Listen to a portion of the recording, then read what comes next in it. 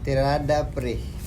Wa lagi. Kanina si client by no mid-feed textured prints ang top ang iyang gi-order karon. So atong gibuhat ani bay giuna na to ang top. Inani na giday ko mo gupit by no unahon ginako ang top kay para ini blower nako dili nako magamit atong init.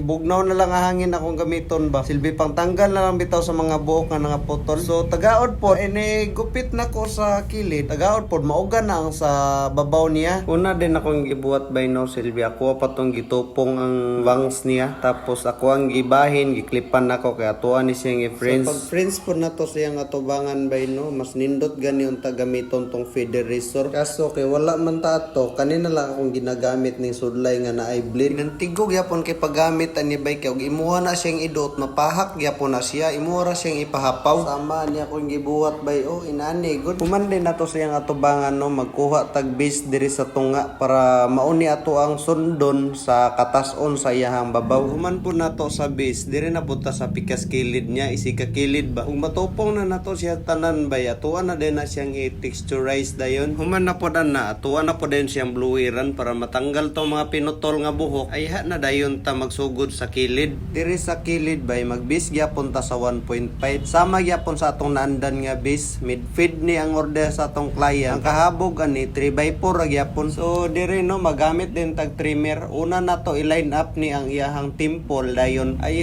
diri sa ubos. Kuman na to guideline bay atuwa din tanggalon ang nasa ilalom gamit gyapon ang atuang trimmer. Human na to gamit og trimmer no, magamit na pud ta og shaver. Mas nindot og naa kay shaver para dili nakakalas og blade. Sa gisa na to ang timple isig ka kilid. Ay na pud ta mag-blend. Sa pag-blend na to by no akong gigamit na 0.5. Half inch lang gyapon ang clearance bali kahabugon niya para dali na to ma-connect sa ato ang base. Kuman sa 0.5 diri ta sa no guard naka-close. Bantayan lang na to nga dili na to maapas ang 0.5 nga atong nagian para dili ta mawala sa ato ang guideline ba.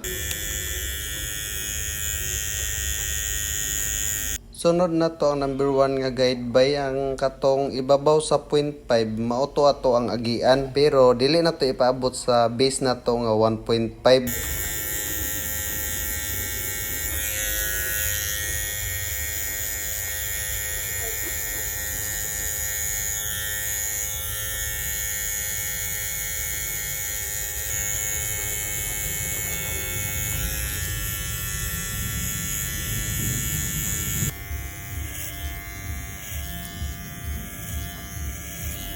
Mauna din ni result sa atong trabaho by no, tanawa lang.